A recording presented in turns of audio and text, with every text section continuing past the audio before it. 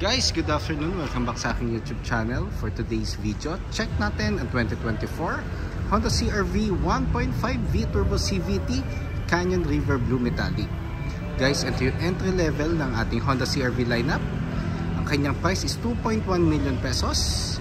Then, 6th generation na to guys ng ating Honda CR-V. So, tour ko na kayo ngayon sa ating featured unit for today. So, ito yung kanyang front portion guys. O, iano ko lang yan. Ito yung ating front portion. So,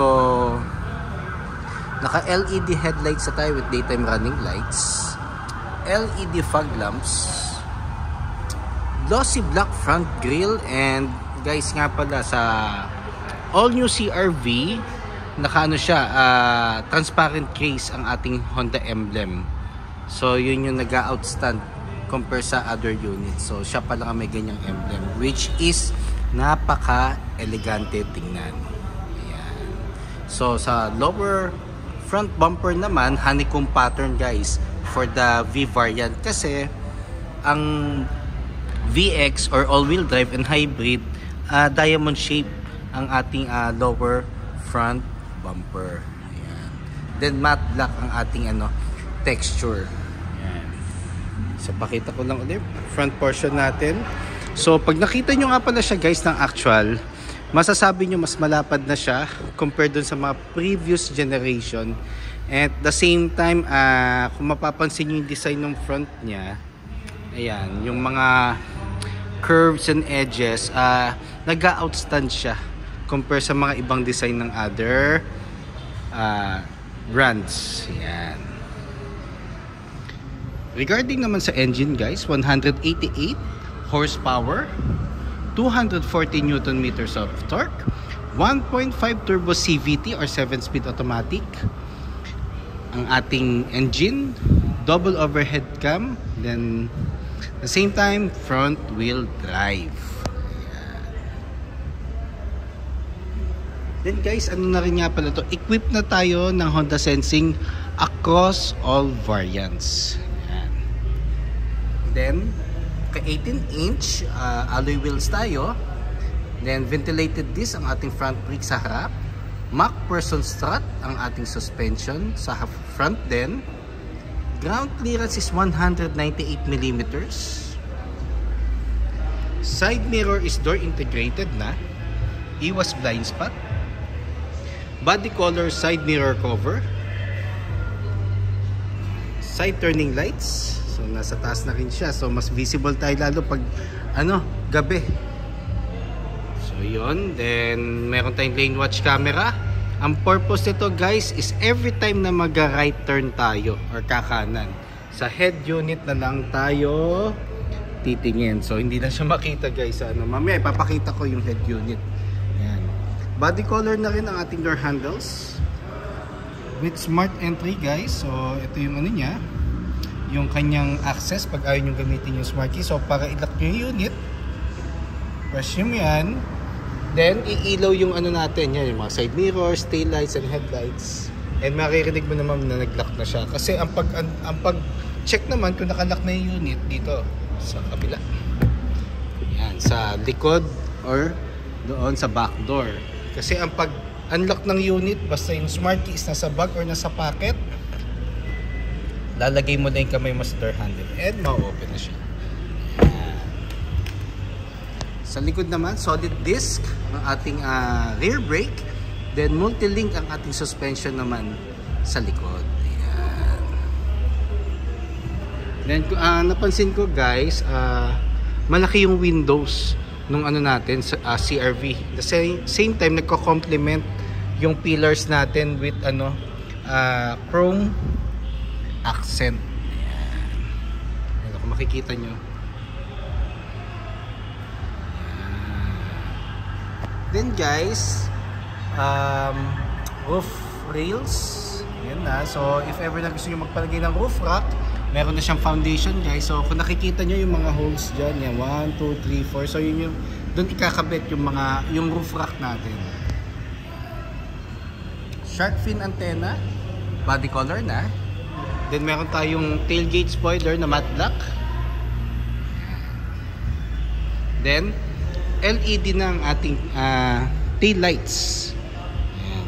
So napansin ko lang kahit sa first gen na CR-V talagang ano siya, vertical ang ating tail lights, which is very useful lalo na pag magbe-brake ka sa gabi, kitang-kita yung likod. Ayan. Tapos ano na rin siya guys, reverse camera. Ayan. Then meron na rin siyang 4-eye backup sensor. Ayan, 1, 2, 3 and 4. Then sa rear lower bumper natin meron siyang honeycomb garnish. Then ang pagkakaiba pala ng ng V natin guys, wala siyang tailpipe finish, not unlike VX and hybrid. Pero ano naman siya, yun nga, naka-turbo na yung engine. The same time 4x2 nga pala to guys. Yan. Then power tailgate na.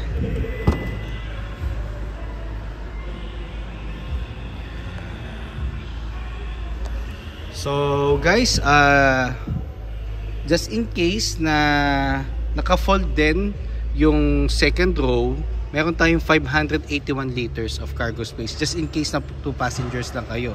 Then pag nakaangat naman ang natin, ang ating third row, meron tayong 150 liters of cargo space. Ayan. So ang pag-fold ng third row seats is angat mo lang tong rope dito sa upper left and upper right ng upuan ng third row. Then meron tayong normally board para mag-flat yung surface niya guys, just in case meron kayong mga luggages. Pero ito, another layer of space siya. Ayan. Pero guys, it's more on fiber material. So matibay rin naman siya, pero meron siyang syempre may limitation din kung how much yung niya, weight lang na pwede mong ilagay sa likod. Ayan. Tapos meron na tayong power outlet. Ayan. Then LED na ang ating light. Then sa gilid, the same time meron tayong cup holders.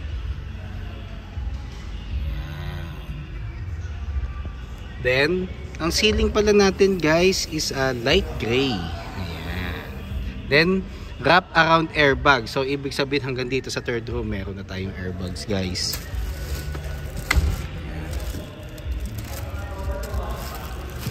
So, saka ko ng ulit guys.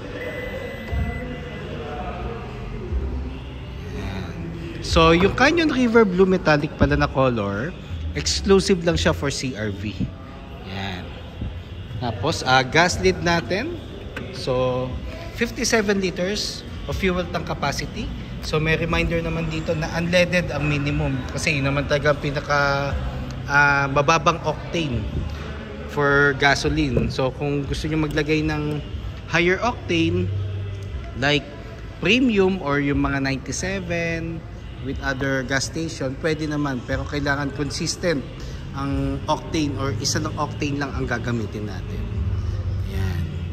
Then kung hindi pa kayo nakakapag try ng Honda, ang isang advantage nga pala ng Honda unit pala guys, twice a year lang ang PMS or every 6 months or 10,000 kilometers lang. Pero kung normally city driving ka lang, normally magbe-base tayo every 6 months. Then ito yung niya, side nung second row. Yeah. So urethane texture, glossy black garnish with it's normally parang siya, honeycomb din na shiny accent. Tapos chrome ng ating door handle or doorknob. Door handle, sorry guys.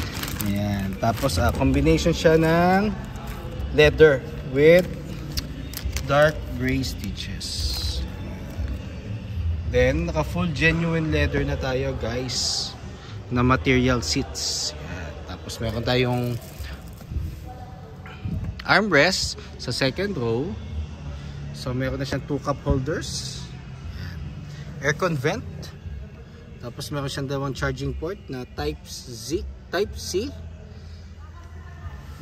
Tapos meron din tayong aircon vent sa third row, which is magkabilang side.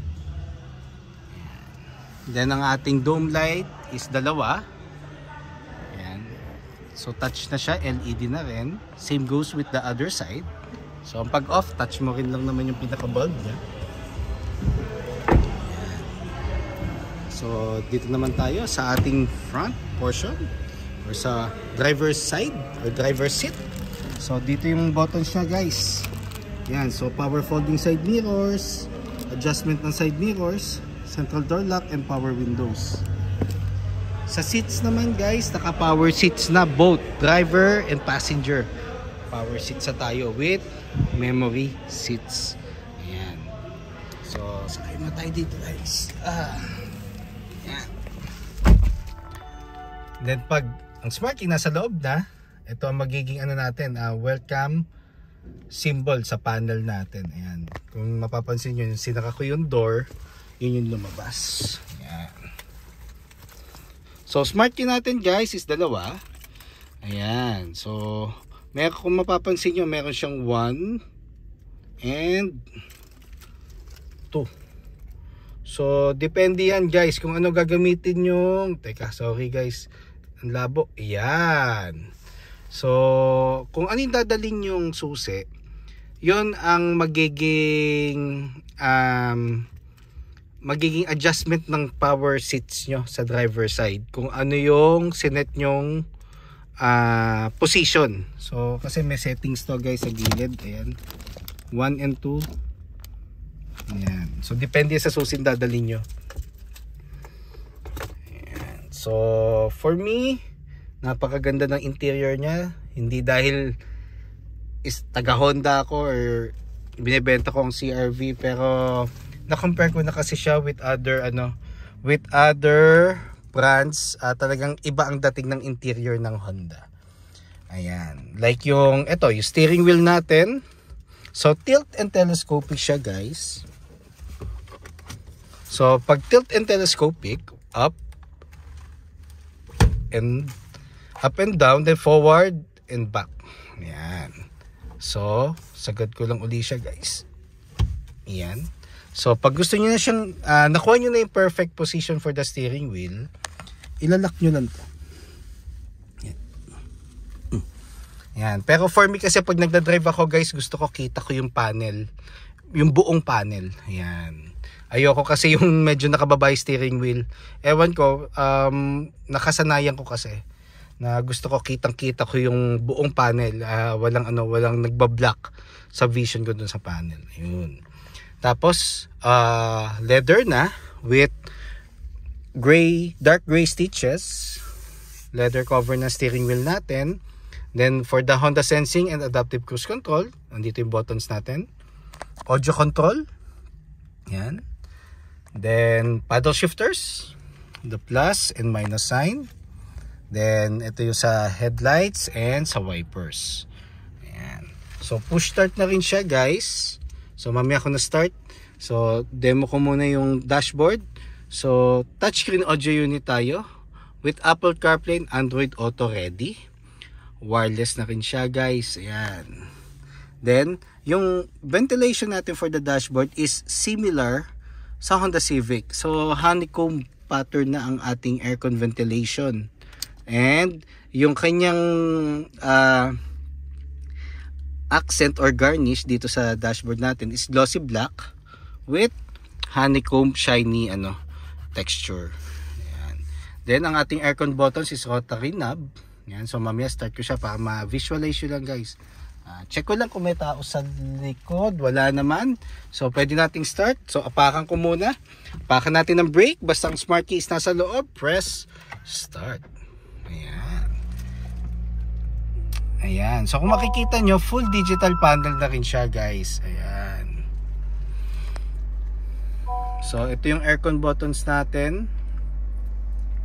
So ano siya? Ito on off. Then dual zone air conditioning na siya. Ayan. Tapos ventilation, ayan. Ito yung kanyang fan. Then meron tayong USB port for mirroring via cord. Pag gusto niyo ng Apple CarPlay, Android Auto na naka-cord, pwede naman. Tapos for the charging din, ayan.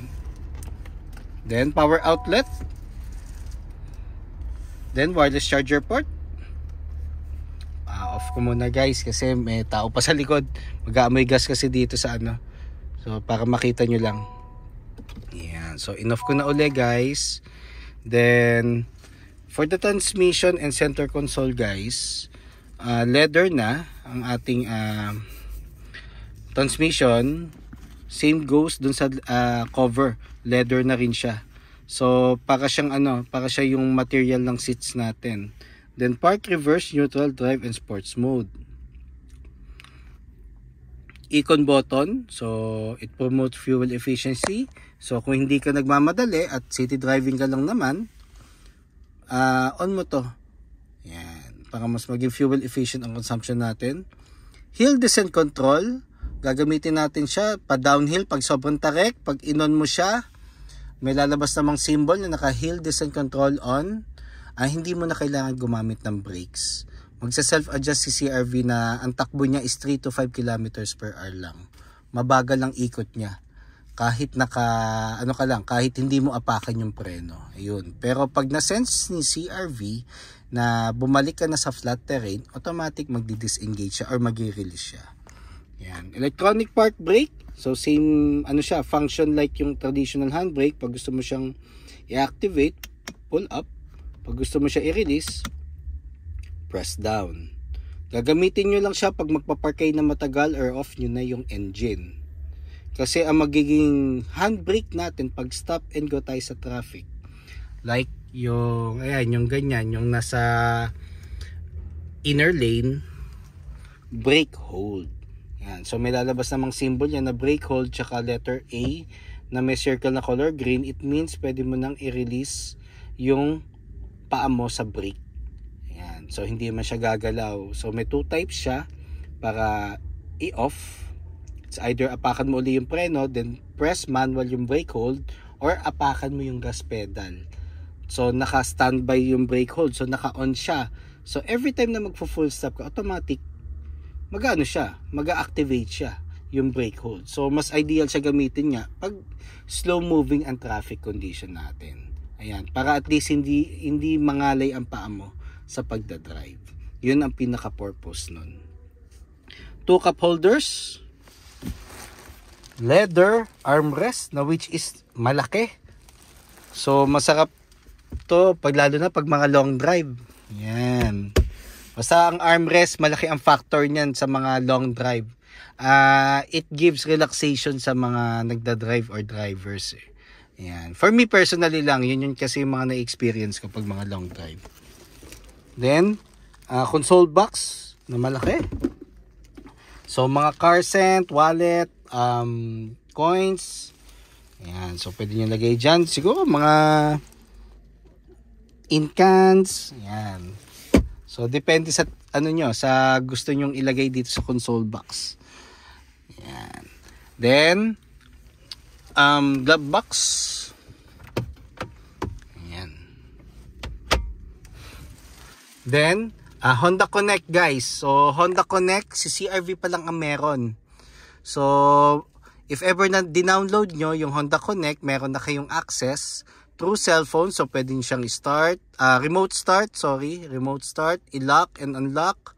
Then, meron na kayong information pag malapit na kayo for PMS. So, malaking convenient sa part ng mga unit owners ang Honda Connect. Ayan. So, normally, nandun na tayo sa transition na nag-i-innovate na ang technology ng sasakyan. So, baka as time goes by, mas maging high-tech na ang mga features ng bawat sasakyan. Ayan. Pero si Honda naman taking it step by step. So mas maganda kasi for me kasi mas maganda pa rin yung may touch ng traditional features which is yun yung maganda kay Honda. So hindi siya napaka high-tech. Hirap din kasi wag sobrang high-tech ng sasakyan. Pero for now, ano siya, more on may traditional portion, and meron na rin naman na more on high-tech features na rin. So combination siya.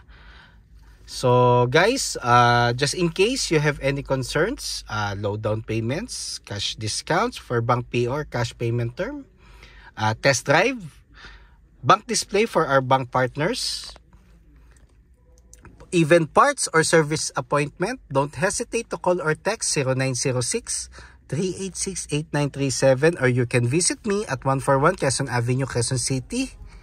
Or kindly guys, comment lang kayo sa comment section, and kindly subscribe na nga rin pala sa aking YouTube channel para maging updated sa mga susunod na videos.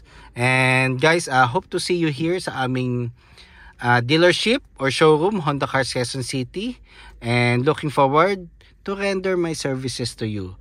So guys, I'm providing a hassle-free transaction to all customers since 2016, and hope na ma-meet ko kayo here guys. So any concerns, basta I'm free, sasagutin natin yan.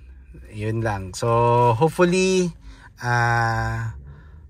mag-meet tayo dito sa aming Honda Cars Quezon City showroom. Ayun lang guys, and yun nga pala, like na rin sa aking Facebook page or sa aking personal FB na Ross Oliver Cruz, or Honda Cars Quezon City Best Deals Ross Oliver Cruz. Yan guys, nandun na kasi tayo sa sa age na more on social media and online na. Yun, so you can reach me na anytime. Yun lang guys, thank you and God bless.